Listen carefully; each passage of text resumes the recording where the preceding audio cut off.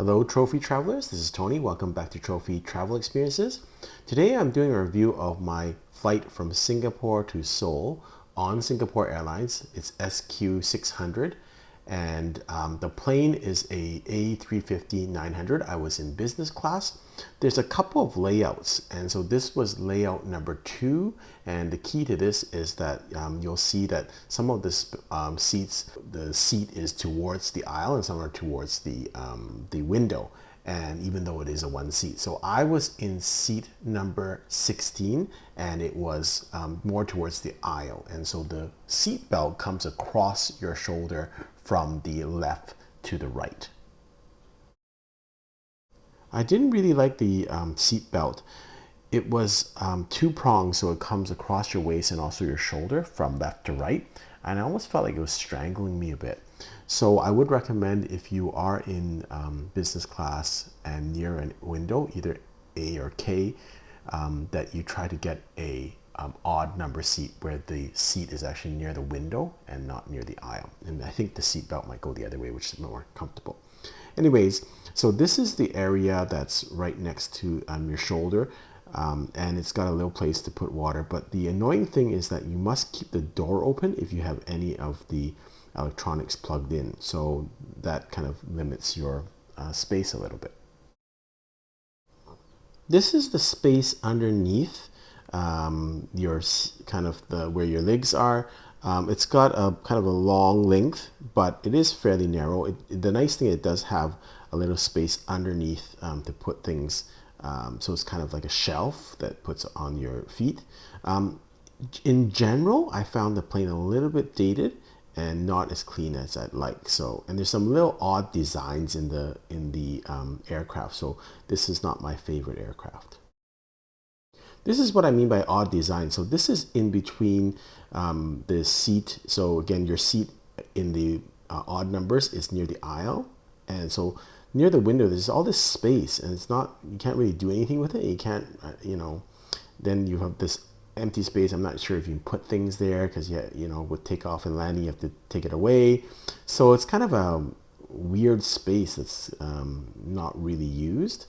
And then you're far away from the window too. I didn't find it had a lot of space to put things. I'm the type of person that likes to actually have things near me when I'm in the seat and not above your head.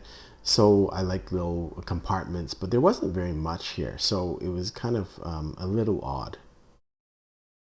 This is the table that comes out, and it comes out quite far, and it doesn't really retract all the way in either.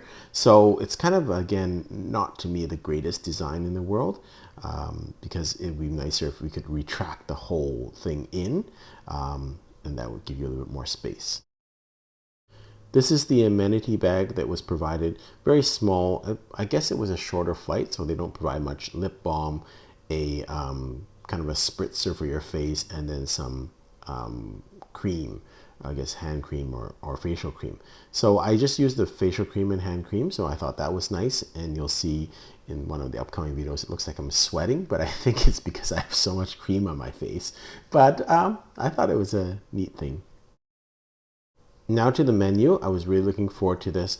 I had booked the chef, so in, I think, some premium economy, but for sure in business and in first class, you can, prior to the flight, actually choose from like 10 pages of food and choose your own meal, which is really neat. This is their regular breakfast. It was a breakfast flight. It was 8 o'clock in the morning. If I hadn't chosen my meal, I would have probably taken something like the beef bulgogi. But it's a really neat option because there's plenty to choose from. It would be really nice if it was a nighttime flight near dinner time. It was a breakfast flight, but still, I used the option of the book the chef. One thing that I must say is that their selection of beverages are very good, extensive. So this is all the different cocktails that they have. So that's kind of neat. Again, too bad it was a morning flight, but I couldn't resist. I still had a Singapore sling because it's Singapore Airlines. So you got to do that. This is a list of spirits. I would say this is about equal to other airlines business class. I also, there's also a wine menu, but I put the wine menu and the wines that I drank on my other YouTube channel, Trophy Wine Hunter. So I will have a link to that review at the end of this review. They not only have alcoholic cocktails, but they have non-alcoholic mocktails. And again, I think this selection is on par with some of the better airlines like Cathay Pacific. That was kind of neat to have this type of selection. They also had a wonderful selection of coffees and teas. So I think I took one of the coffees. I took the Ethiopian one. And so it's always interesting when you're aboard and you can have a little time to kind of enjoy this. I generally would not drink coffee or tea on board planes, kind of concerned about the water, but I couldn't resist because there was such an extensive coffee menu. And then also a very extensive tea menu. So I would say from a beverage perspective, I would say very high marks. And even from the food perspective, I would say just because you can book the chef, also very high marks. This is the second page of the tea. So again, if you can take that much tea and coffee, I think there's a lot to try. Here's my Singapore sling. And honestly, I thought it was fairly similar to what I got at the Raffles Hotel, but that was $32 Singaporean, and this was included in my business class fare. So I will have a link to that video where I had a Singapore sling at the Raffles Hotel at the end of this video. Here on Singapore Airlines, flying from Singapore to Seoul, and it's pretty iconic thing to do is to have a Singapore sling. Singapore Airlines. So let's see how it tastes. Let's compare it to Singapore sling I had at Raffles Hotel.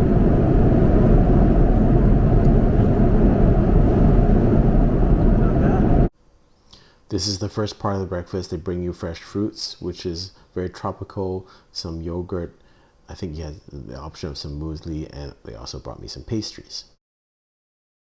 And this was my Book the Chef meal. I got lobster thermidor. A little over the top for breakfast, but I thought I'd take advantage of being able to order. And it was fine. It was good. And I had a nice glass of Chardonnay with this. So I really enjoyed my meal. The design of this plane is a little bit weird. I actually didn't realize till halfway in the flight they could actually recline, because these buttons actually are just LED and you have to tap it on the side to see it. So that was kind of new wavy to me, but yeah, so I thought this design was kind of awkward in a way. Here's the video of the seat.